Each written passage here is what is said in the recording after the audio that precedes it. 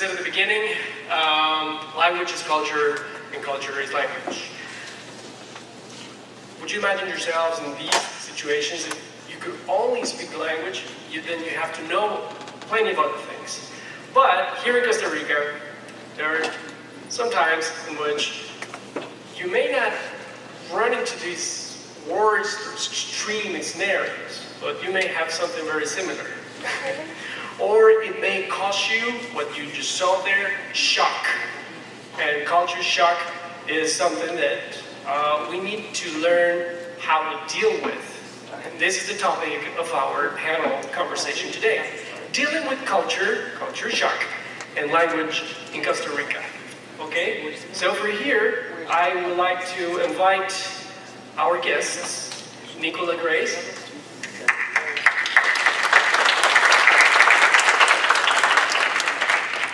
Evana Valle,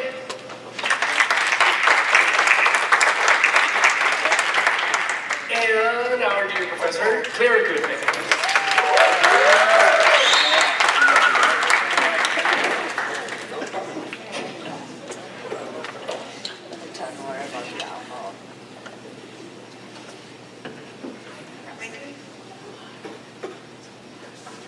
And as the panel goes, well, we already went through the introduction of what we're going to say today, and now our dear panel members will introduce themselves and provide some of their background.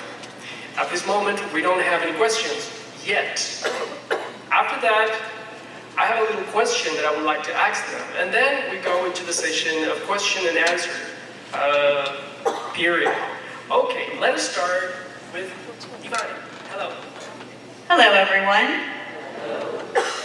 We're going to get used to this microphone. It is so great to be here.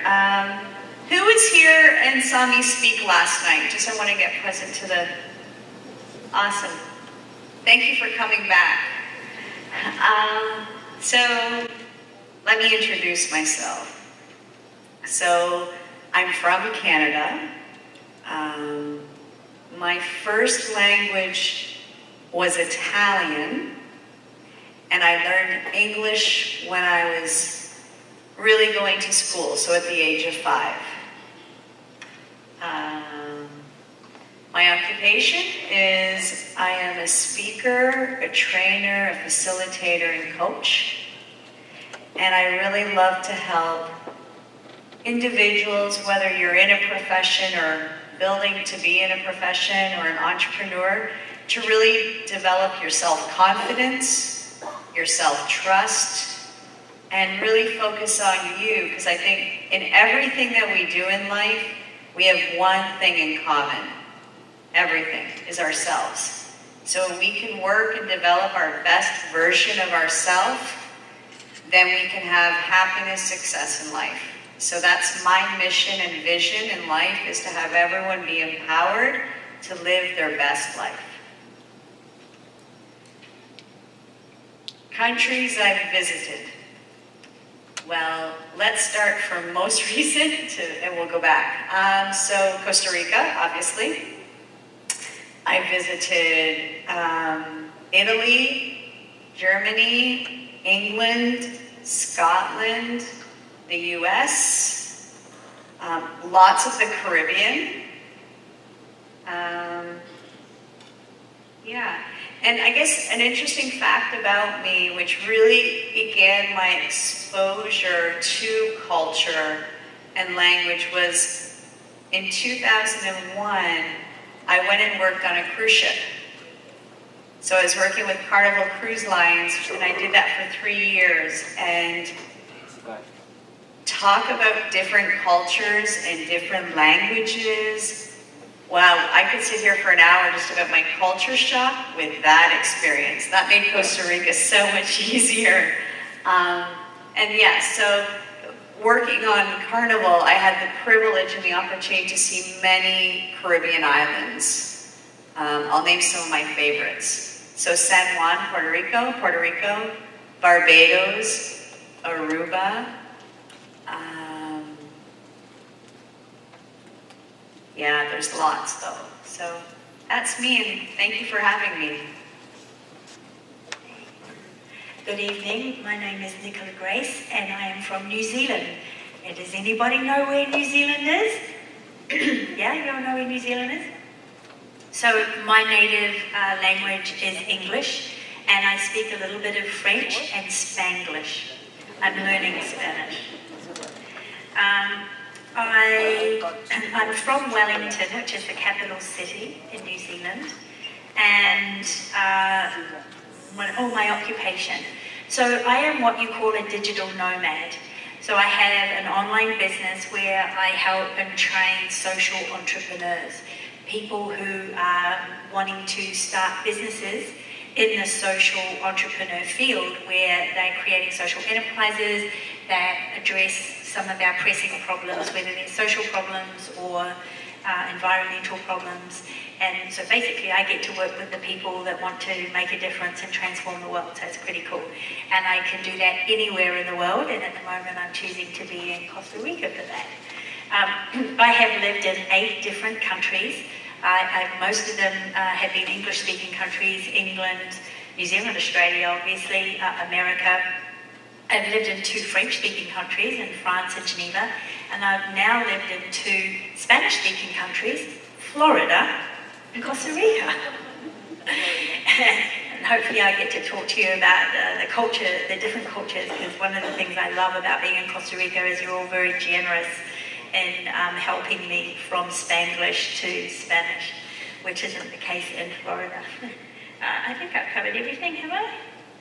Oh, I'm supposed to say some interesting fact about me. An interesting fact about me is that my mother is Maori, so she's a native New Zealander, and she's dark. And yet I am as fair can be, because we have a bit of a throwback genetic lineage come through me. So, that's me.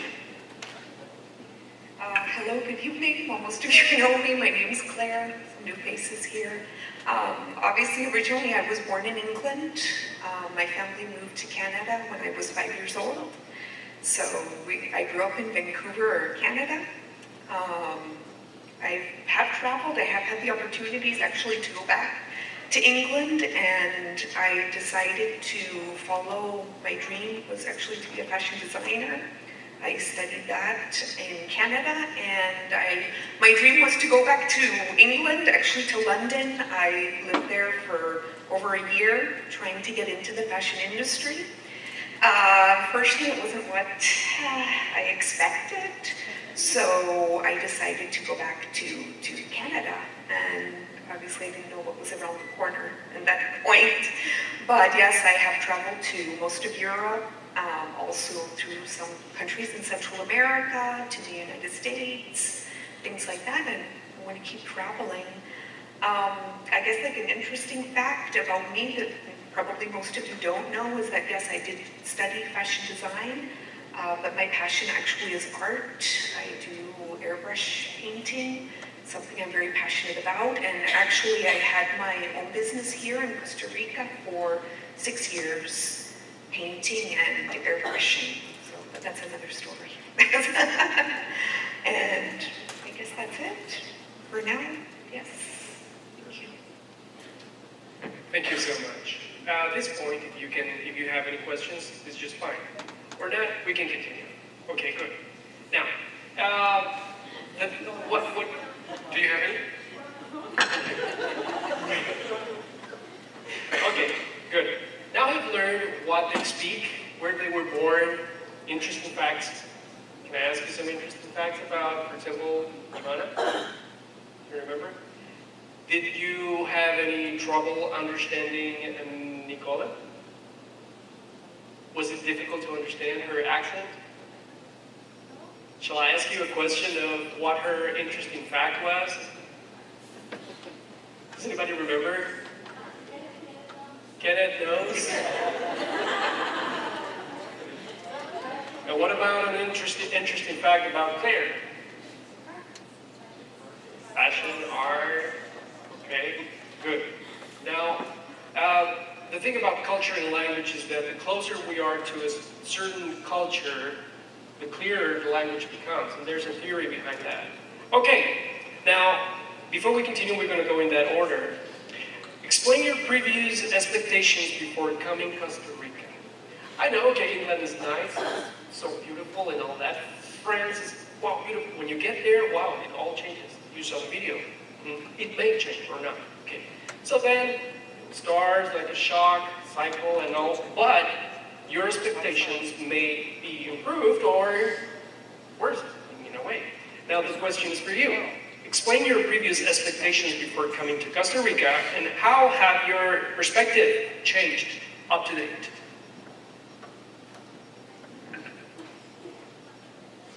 My expectations in coming to Costa Rica, I came last December, so December of 2017. And my intention in coming to Costa Rica was to escape the cold winter. So my expectations of Costa Rica was warm, sunny days. And in December, it exceeded my expectations because every day was warmer than what it would have been if I was at home in Canada. So that was really my expectation. And truthfully, when I came to Costa Rica, I wasn't intending to be here at this point. So really, I was coming for 3 months.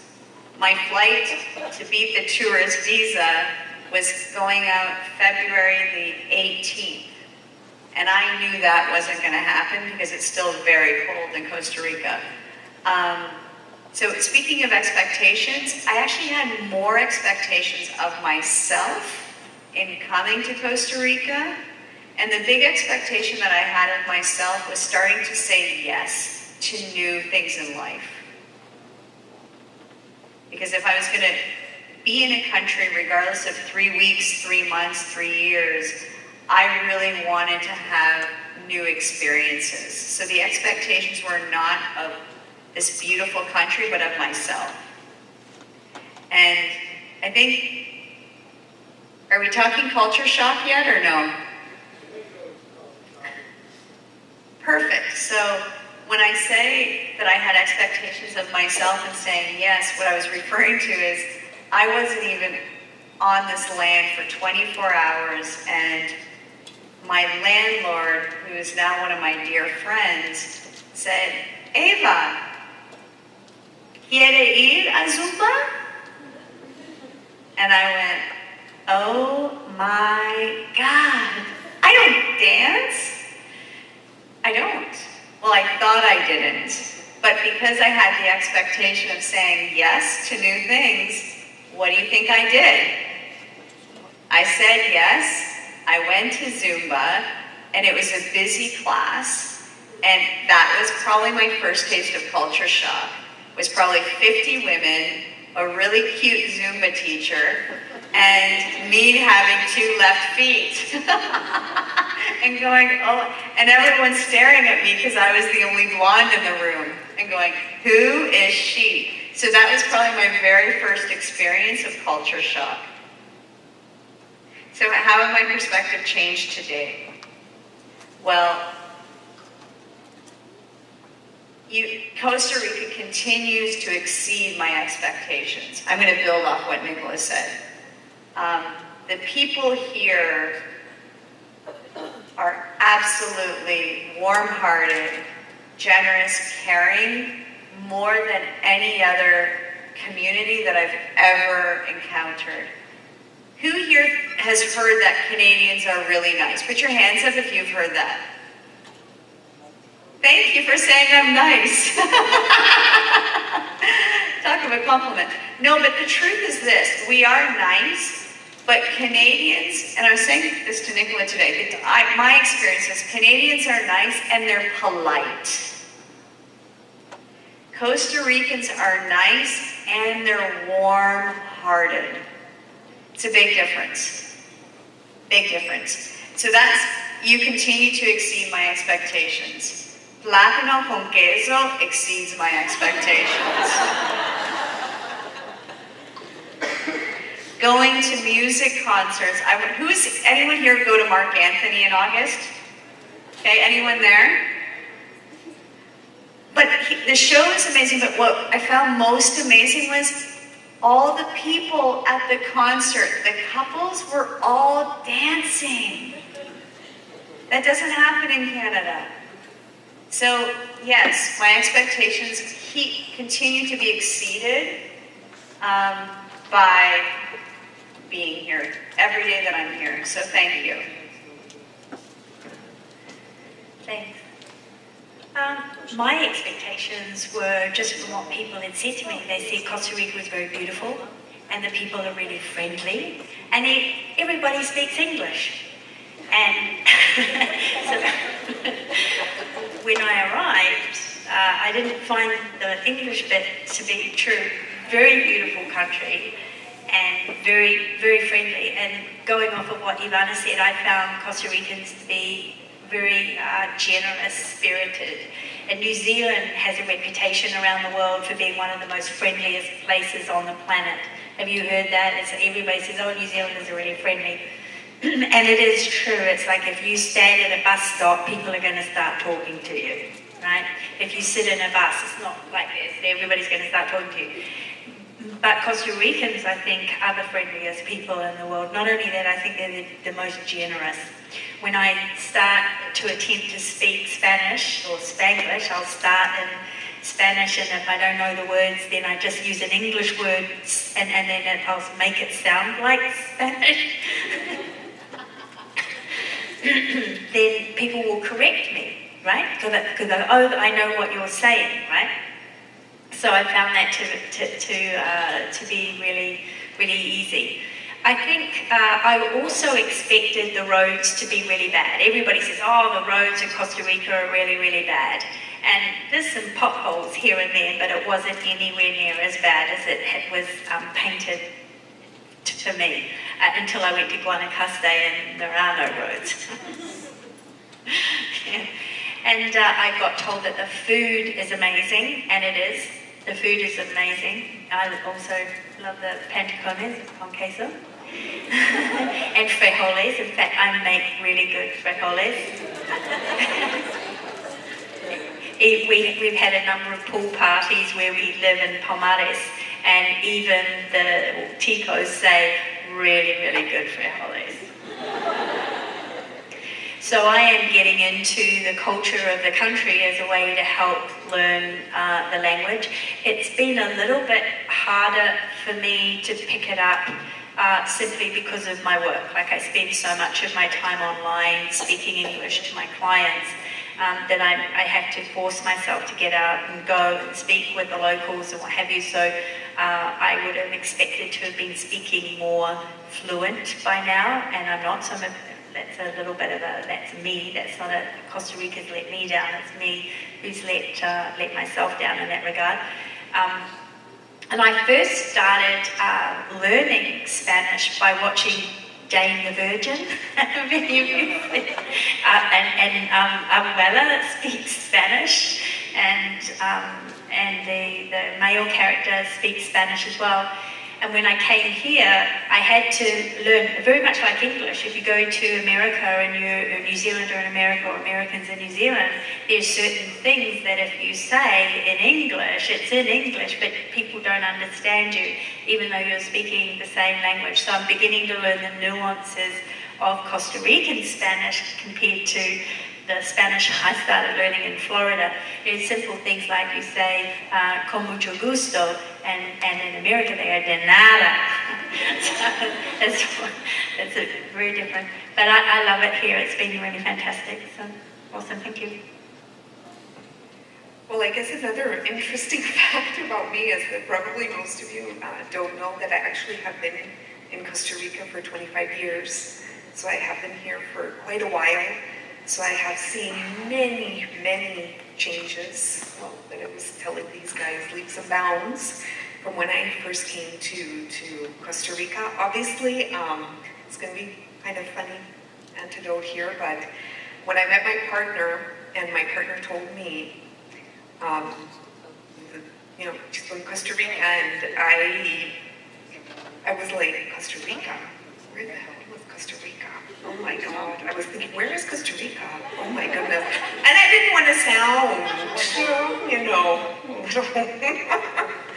I was like, oh, okay, great, great. Oh, wow, wonderful. Wow, okay. And then I remember just going home, and of course at that point, no internet, nothing. So I grabbed the atlas.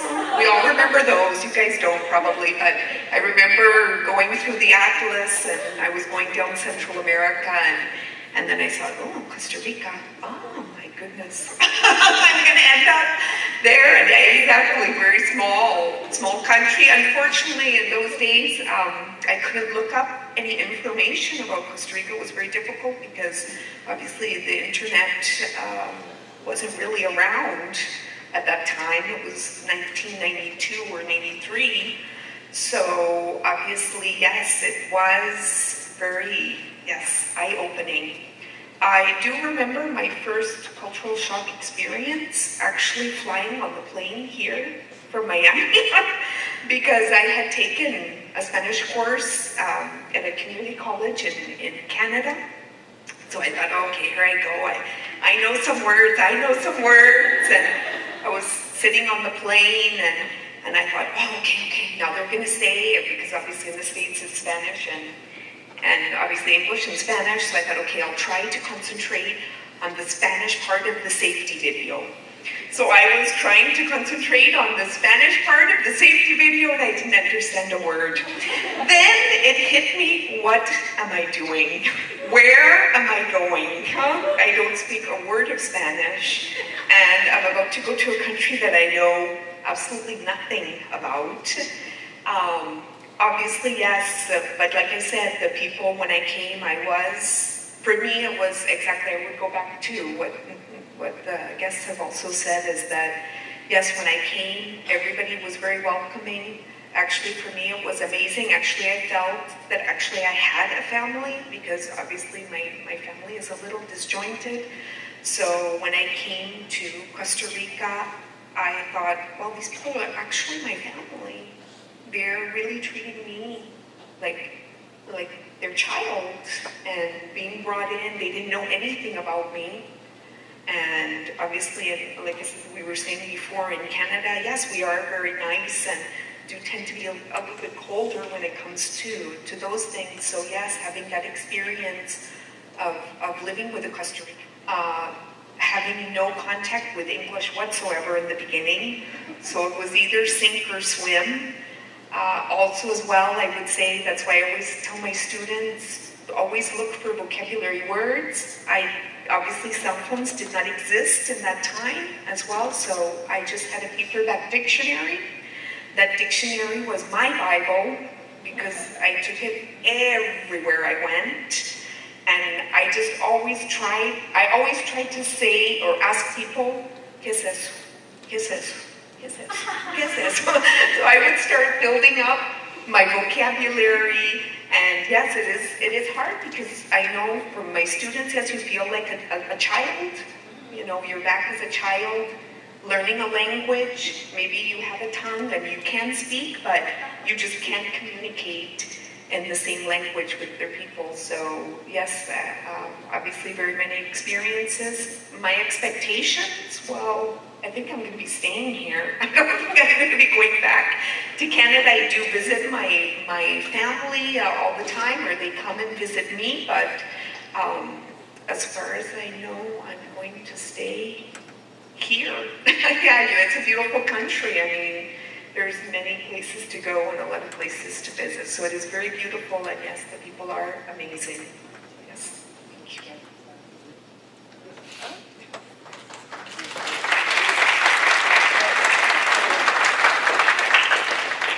Just this brief 30 minutes, I feel like we have learned that much, right? How many things we didn't know about going into a culture, learning new things, learning about the people, the family. Family values for us Costa Ricans is completely different.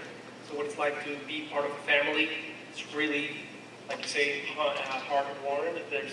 We have that affection that usually you don't find anywhere else. And this is something that we need to start looking into ourselves and saying, yes, we Costa Ricans have it. Now, here is where we go to this question and answer session. The students from the morning class, they wrote some questions for you. And I've been going over the questions, And I've seen that some of them have already been answered, but let's give it a little twist here, because there are some questions we would like to ask them, people in the morning. Now, if you have a question now, it's a good time to ask. Just raise your hand. We can answer your question if you have any. But let us start with the first one. What is your opinion? And we're going to start from Ivana, and then Nicola, and then Claire. What is your opinion about Costa Ricans' lifestyle? Pretty much, we've said too much, but I mean something about it. But Costa Rican lifestyle. What do you think? 2 words. Pura vida.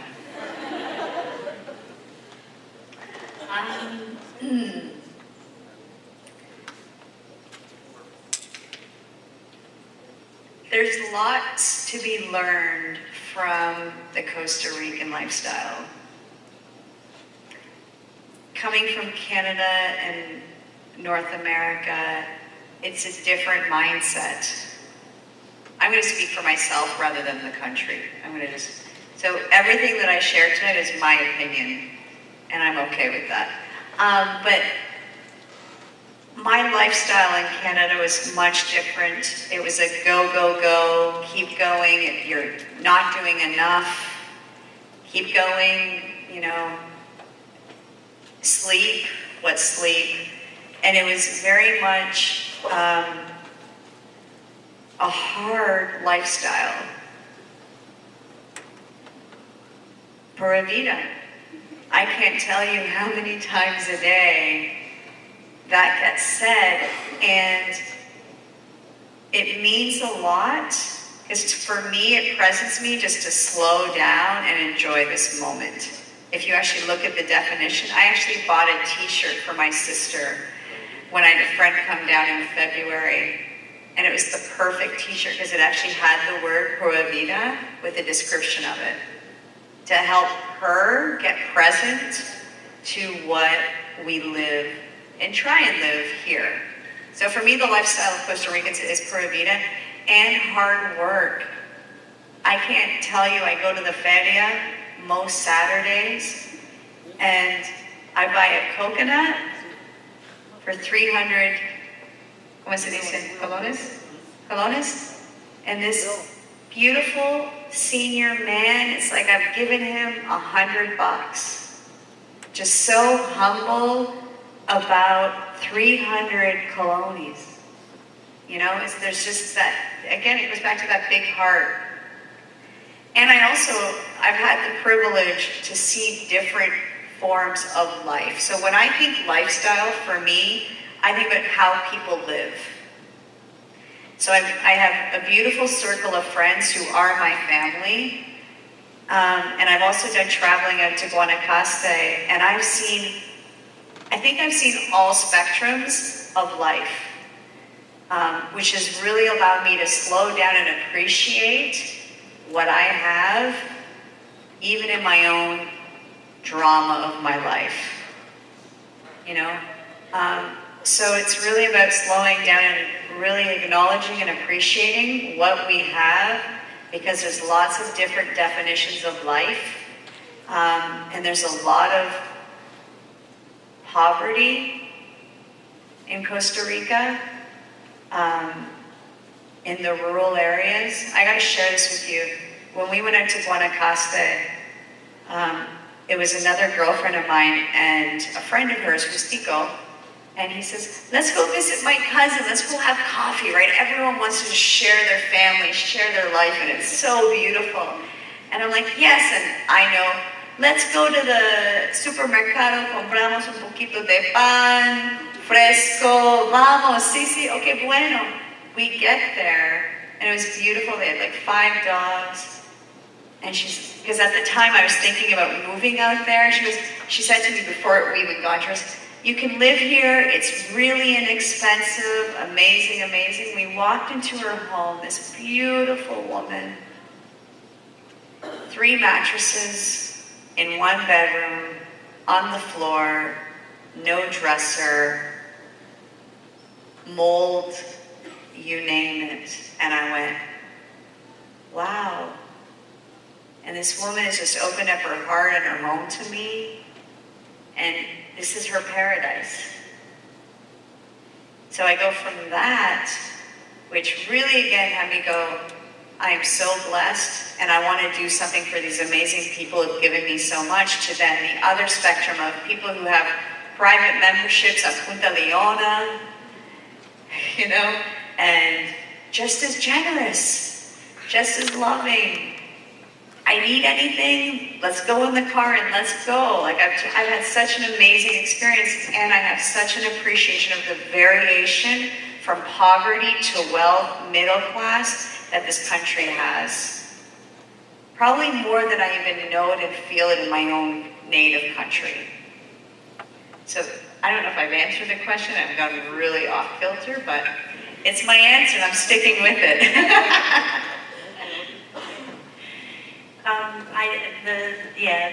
Everything that Evana has said, and I think that I first came across the Pura Vida lifestyle in action when I asked my taxi driver in Palmares if he wanted to have a day's worth of work, because I knew he needed extra money for his family. And I said, I'm happy to pay you a salary for the day as well as whatever the taxi fare is to help me, orientate myself around San Jose and everything.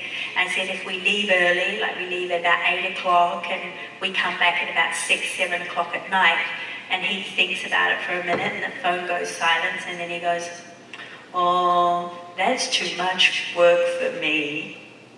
I have to be home to have dinner with my family. And I've seen that attitude with the builders working on a project that friends of mine are doing, that in the West, we work over that moment where we should be at home with our families having dinner. And that's an expectation, which is one of the reasons why I left the West. I think the West has got it's just got off the beaten track and the priorities are all wrong. So that was my first thing. But I think the biggest impact your lifestyle has on me has to do with the men. There is something about being in a country where for 70 years you have not gone to war. You have not trained men to kill. You haven't been involved in anybody's wars or been in your own wars. In our countries, we train a good portion of our men to kill, and some women now. And there is something very, very different as a woman walking the streets of Costa Rica around men that have not been trained to kill, compared to walking into countries where they have been. So I think that is the biggest reason why I came to Costa Rica, is your commitment to peace. And the fact that your taxes aren't going towards making a whole lot of men rich because you're building bullets and war machines. And I think you should be really applauded for that. In fact, I'd love for you to give yourselves a big clap for that. Because as you know, the 1st of December this year, you're celebrating 70-year anniversary of being demilitarized. Yeah. And I think I just don't want to gloss over that. That's huge. It feels very different to be among you than it does to be anywhere else in the world. So I think the men here have a quality that is really beautiful and really endearing that you could export. Yeah, I would probably touch on the same things that you guys talked about. I guess basically that family. I think for me it's being from the Western society and being told that I had to leave home at 17 and that was it, time to go and be on your own. So that was really tough actually for me. So again, I guess having that, being here and always having the sense of family and having that support, with family or with friends as well, but yes, being with people and connecting to that. And yes, I agree as well. Yes, unfortunately the West has become very obsessed with working all the time, and sometimes exactly you don't have time to spend with your loved ones and things like that. So visiting my sister back in Canada as well and seeing there lifestyle as being just so busy and so hectic and not having time for really anything. I mean, so yeah, I think having the time to actually live your life, that's amazing. That doesn't happen very often. So that's what I would say about Costa Rican lifestyle, living. Yes.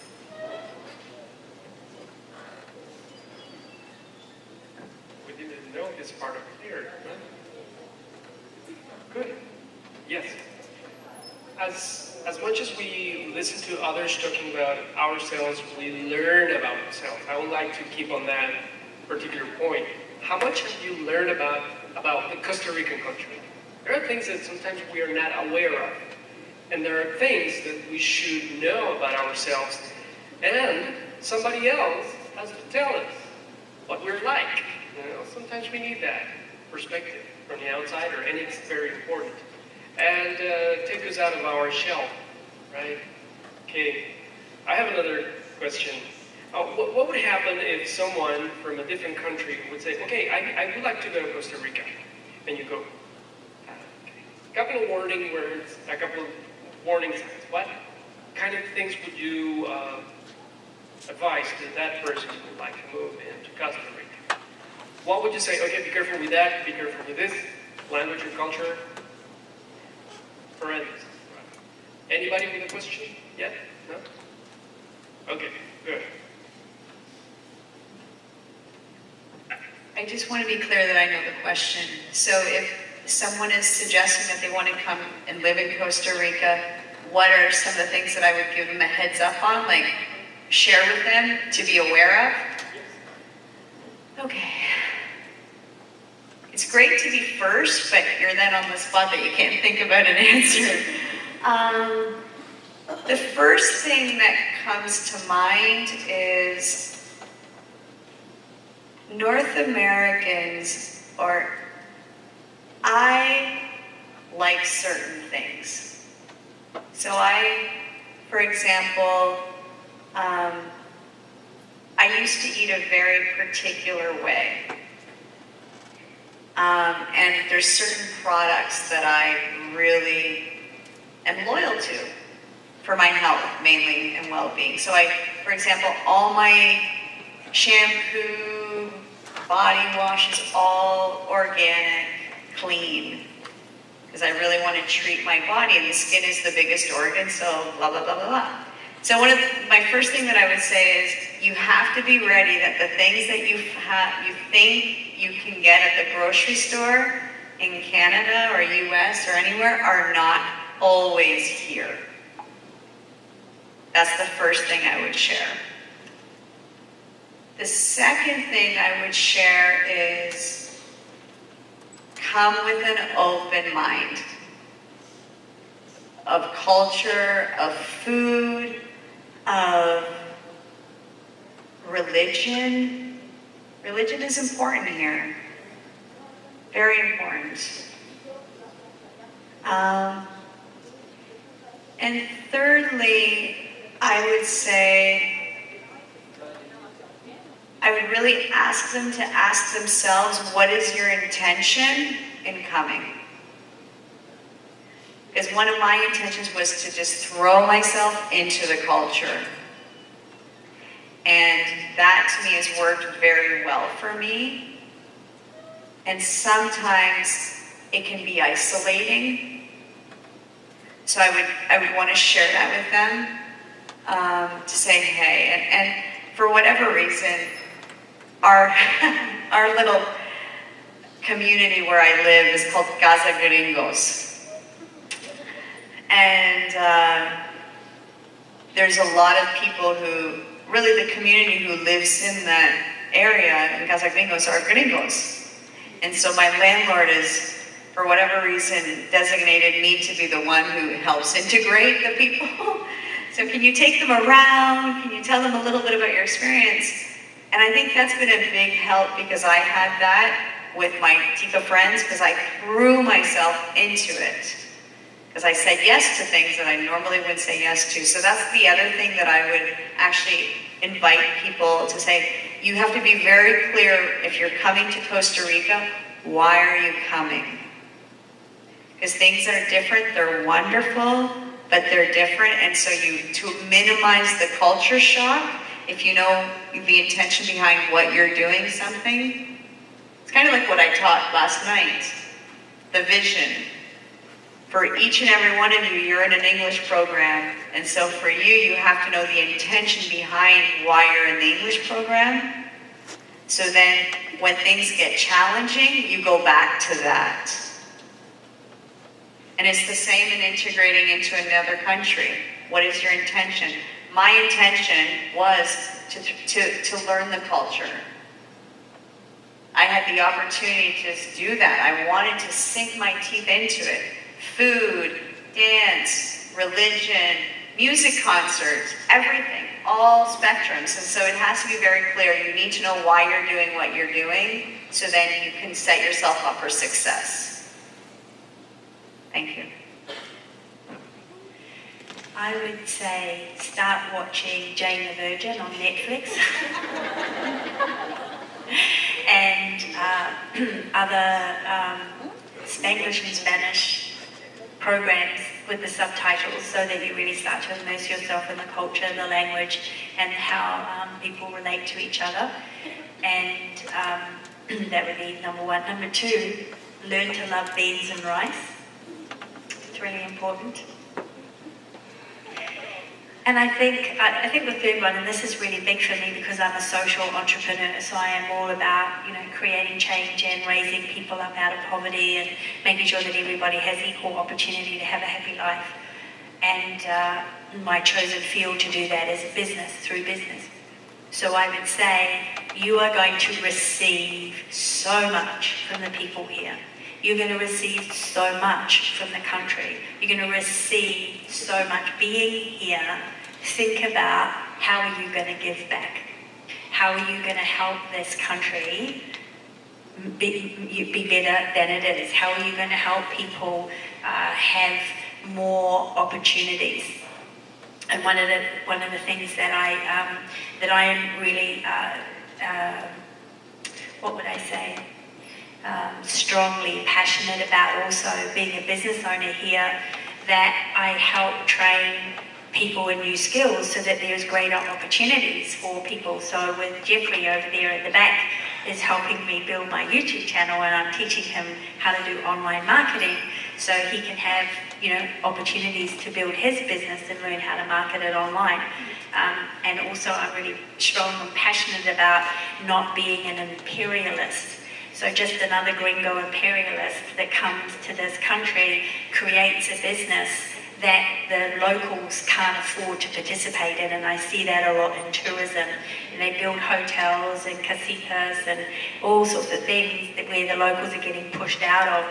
So I would say to people, how are you going to contribute to making sure that we push that tide of imperialism back, so that whatever you do, the locals are going to be able to participate in. You're not going to create another culture or another business that only tourists can afford and can participate in, because I would not want to see what has happened in some other countries happen here in Costa Rica, because you have too much to offer as you are without being spoiled by that.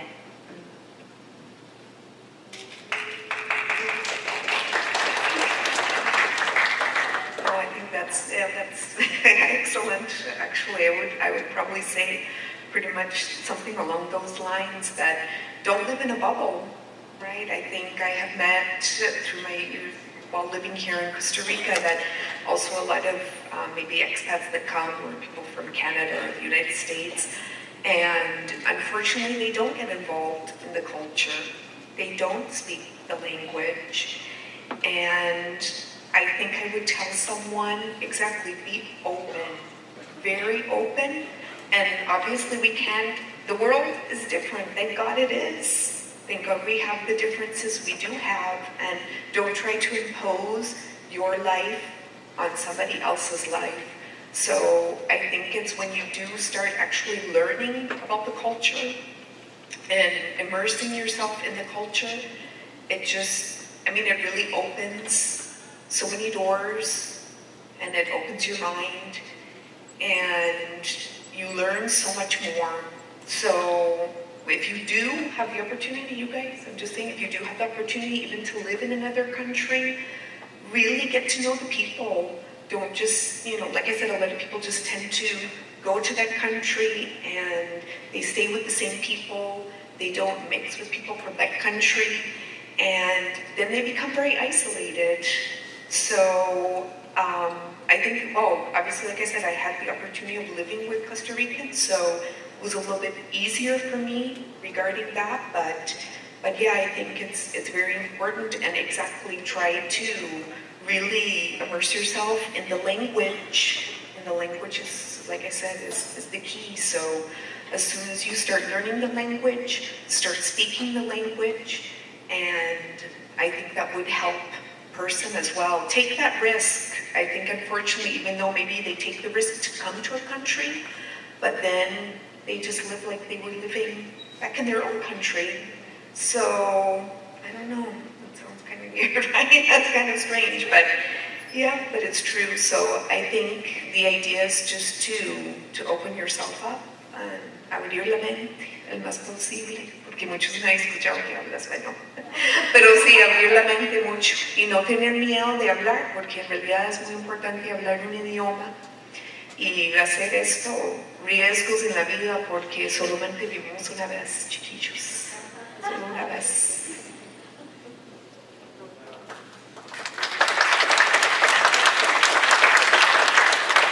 And who knows that better than you now? Okay. As we're reaching the end, because 7:30 and we felt like this is going so fast. Yeah, 1 hour is saying now. Yeah, 1 hour. But you do have a question. Excellent. All of the trip, if you want to answer, it's okay. How did you do to communicate something to someone, but maybe she or he doesn't understand you?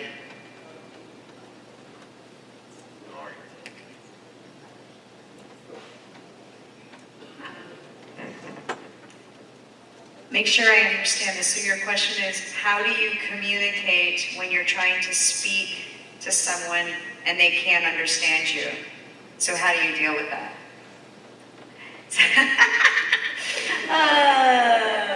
I got so many funny stories about that. So first, as I shared at the start of my introduction, Italian was my first language. So when I first came here, I said, I just threw myself into the community. And I had a dear friend of mine who, one night we were out and he said to me, Eva, usted piensa que está hablando español, pero no habla español. Usted está hablando italiano. I was like, what? So I got called out because here I thought I was speaking Spanish and it was Italian. But to that point, it's actually one of my biggest teachers in this country for Spanish is Karencita, one of my closest and best friends. And Karen and she does not speak English. And we would come into San Jose, we would go to the playa, we'd do so many things. I met her at Zumba. She was so sweet and kind, I gotta tell you this. She offered me a ride home probably for a month, every morning after Zumba. And I'm like, no, I wanna walk. And I finally thought, maybe I should take the ride. So I took the ride. I wasn't even in her car. She had me on the phone with her husband. We gotta go to the beach. I'm like, sweet. Anyhow, the point of the story is, she's been my biggest teacher because she does not speak English. And so the way we communicate is she speaks Spanish. I try and respond. I use my Google Translate. And muchas veces yo digo, yo no entiendo. En ella cambiar palabras más simples. Simply.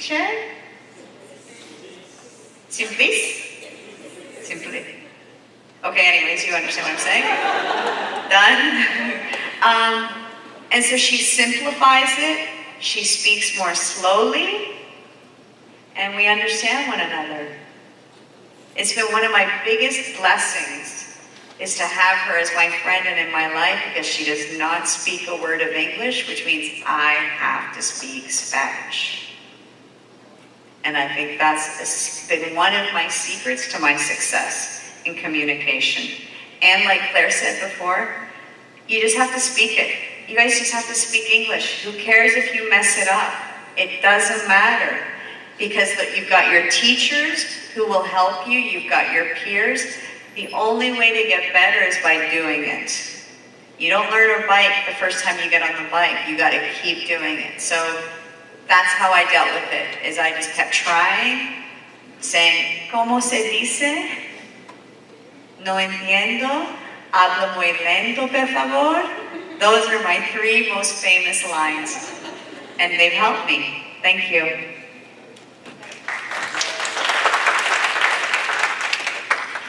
I think perseverance and never give up. Google Translator obviously makes it really easy today, but even Google Translator will give you the wrong words, and sometimes you can't get Wi-Fi, or you've run out, right, of your data. So I find if you persevere and you keep going at it, which is something that Costa Ricans are really good at, like they don't walk away. And I've traveled the world, and I can tell you, sometimes people give up. I was in Japan this year, and I had several moments where I was lost, and people couldn't figure out how to communicate with me. They would just walk away from me. So I think perseverance is really important. But I also think there's a lot more to communication than just the spoken language. You know, there's the body language, there's using the hands, there's the tonality, you know. If you want to know where the bathrooms are and you don't know how to say, you know, ¿Dónde está el baños? You go, baños, with the intonation and stuff. And we have a friend, in fact, she was the person who made me feel very confident in speaking Spanish with English verbs that ended with a Spanish sound. So if I didn't know what the word was, I'll just say it in English, but I'll make it sound Spanish. And she'll start a conversation. So she'll go, ¿Qué precio por la queso? So she hasn't actually spoken any language after the first bit, but she gets understood, and they go, oh, okay, great. So because of the way she waves her hands around. And I think that's it. I mean, in Japan, I didn't speak any Japanese at all, except to say hello and goodbye, and that was it. So when I got stuck at Tokyo airport, I was there for 24 hours, and nobody spoke English in the night shift. And I started doing what I started doing here in Costa Rica. I started waving my hands around and using intonation, and I got understood. People understood me. So I think if you think of language, and you think especially communication, of being something more than just what you say, you can always be understood using your tone, using your body language, even just connecting with somebody at the eye level, and they'll see, yeah, this person is being friendly, or this person is looking confused, and all of those kind of things. Yeah, I think, I was just thinking about when I first came, obviously to Costa Rica, and just with my dictionary, and you were saying that I wasn't really able to communicate very well, but I do remember going once. I went to Burger King, obviously a while ago in San Jose, and I was thinking, okay, I don't want to eat here, but I want to take it. Like I want to go. So I said to go. So I went, looked through my dictionary, and I was looking for to go, and it said ir, and I was like, oh, okay, ir. So I was like repeating it to myself as I was going up to the counter, and then I was like started listening to people, and I'm like, wait a second, that word is longer than ir. So I was like, that's not the right word. So I just remember getting finally to the lady, and she was going to take my order, and in the end, it came down to exactly body language. So she said something to me in Spanish, and I just said, and she got it. So, and then I went back home and I said, how do you say to go? And they said, Javage. And I was like, that sounds like the word. So yeah, even trying to maybe translate, we have different kinds of expressions that we use, and trying to translate those expressions, literally, it doesn't work sometimes. So yeah, resorting, Byron, to body language is what it comes down to sometimes. Exactly. Thank you. I think also using the words that you do know, and it's the same with English, right? You're speaking English and you don't know the word, you can use the words that you do know. So when I came here and we wanted to take stuff away, I would just go, por la casa, because those were the words I knew. I didn't know how to say take away or the house. They go, they understand. So use the words you do know.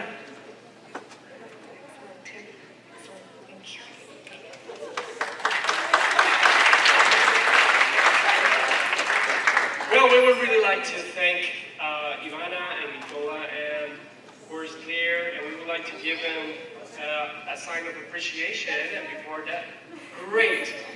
Does anybody have any questions? No questions. No questions. You're wrapping up and all the questions come up. I'm going to write that down for your next conference. You're finishing up. Okay, this is it, and then you have all the questions coming up.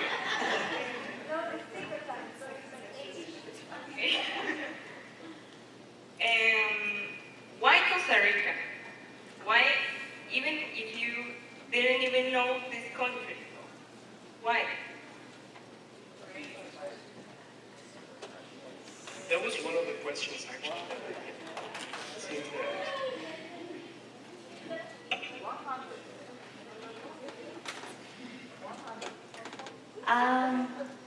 For me, I was going through a personal transition, and there's a lot of emotion, turmoil, and I knew I didn't want to be in Canada for the winter, and I didn't want to be in Canada for Christmas, because I wanted a new memory, a new life. And a mutual friend of ours, she is in Costa Rica 6 months a year, and she's actually invested, and she wants to build a community in Berlin. And my initial plan was to go to Florida. Get in the car, drive to Florida, because that's what I knew. Actually, now that I say that, that actually wasn't my first plan. My first plan was to go to Asia. And I had friends of mine saying, that's a whole different planet. And I was going through some personal stuff, and they're like, I don't know if that's the best place, because when it's 2 in the afternoon and you need someone to talk to, it's 2 in the morning and we're sleeping. And I'm like, oh, but I really want to go to Asia. But I had to listen to myself. So what happened was, this girlfriend of ours, she was at the airport, and she called me. She was at the airport in Toronto, coming to Costa Rica. I hadn't talked to her in a few weeks, actually months. And she said, I said, what are you doing, Teresa? I'm at the airport going to Costa Rica. And I went, wow. I said, Teresa, I really want to be anywhere but here for Christmas. Do you have a bedroom that I can come visit you? And she goes, come for the winter. And I went, whoa, that's way too much. So why Costa Rica? Because I was invited to come to Costa Rica from a friend.